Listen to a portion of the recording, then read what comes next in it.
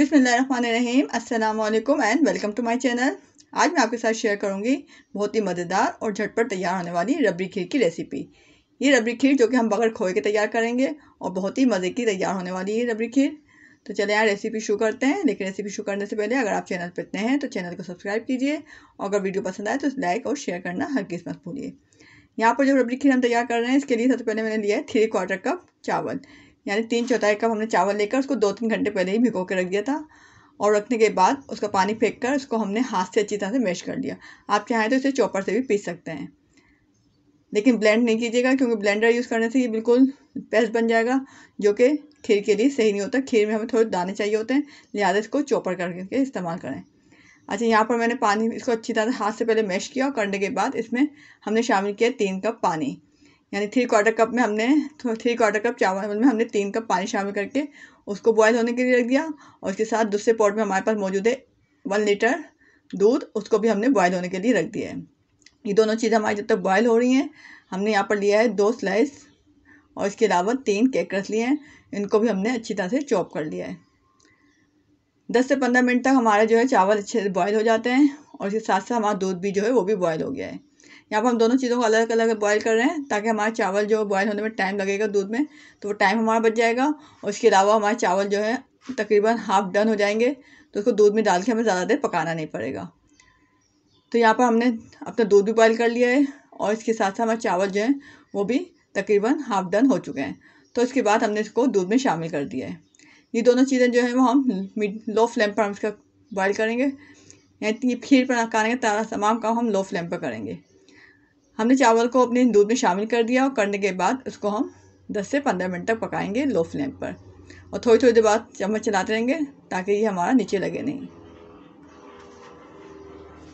10 से 15 मिनट हो गए हैं। 10 से 15 मिनट होने के बाद हमने इसमें शामिल कर लिया है अपने जो हमने 2 डबल रोटी स्लाइस लिए थे और 3 कैकर्स लिए थे, उनको भी हमने चॉप करके इसमें शामिल कर दिया है और उसको भी हम आहिस्ता आहिस्ता चलाते रहेंगे। यहाँ पर इसका ख्याल रखेंगे कि इसमें कोई लम्प ना बने, अगर इसमें कोई गुठलियाँ आपको नजर आए तो उसको चम्मच की मदद से मैश कर लें।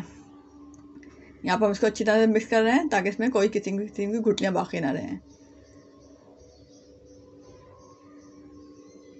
ये डबल रोटी और केकर शामिल करने के बाद भी हम इसको 10 से 15 मिनट तक पकाएंगे।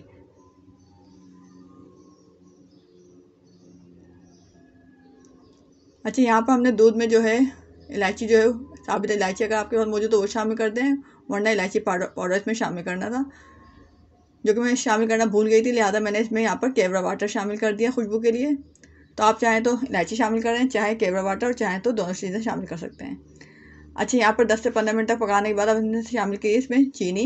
यहाँ पर हमने 1 कप चीनी शामिल की है। चीनी आप अपने टेस्ट के हिसाब से कम या ज़्यादा कर सकते हैं। यहाँ पर पहले हमने 1 कप चीनी शामिल करके मिक्स किया तो मुझे मीठा इसमें थोड़ा कम लगा था, लिहाजा इसमें मैंने हाफ कप चीनी और ऐड कर दिए। तो आप भी अपने टेस्ट के अकॉर्डिंग जो है चीनी कम या ज़्यादा कर सकते हैं।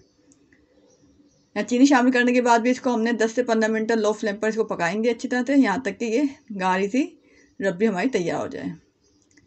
यहाँ देख रहे हैं इसकी थिकनेस कितनी अच्छी सी हो गई है, गाढ़ी होना शुरू हो गई है।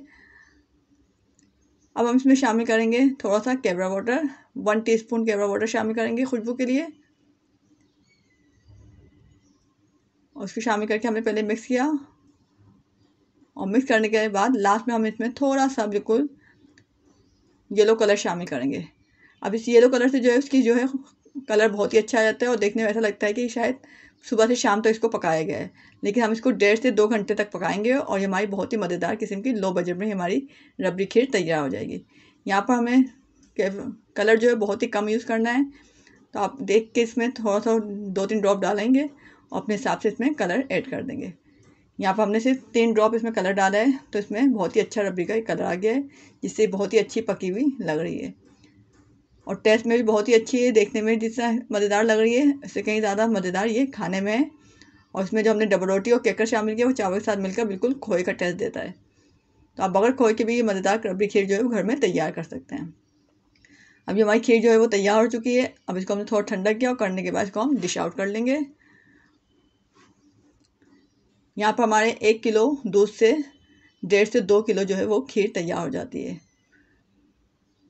अब हम इसको बादाम से गार्निश कर रहे हैं। आप चाहें तो इसको बादाम या पिस्ता या काजू, जो चीज़ आपके पास अवेलेबल है उससे आप गार्निश करें।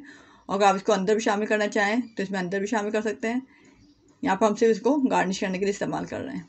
तो इस तरह हमारी मज़ेदार रबड़ी खीर तैयार हो चुकी है, जिसको हम ठंडा करके फ्रिज में रख के 2-3 घंटे ठंडा करेंगे और फिर इसके बाद सर्व करेंगे। तो अगर आपको रेसिपी पसंद आए तो इसे लाइक, शेयर और सब्सक्राइब कीजिए। ओके, अल्लाह हाफिज़।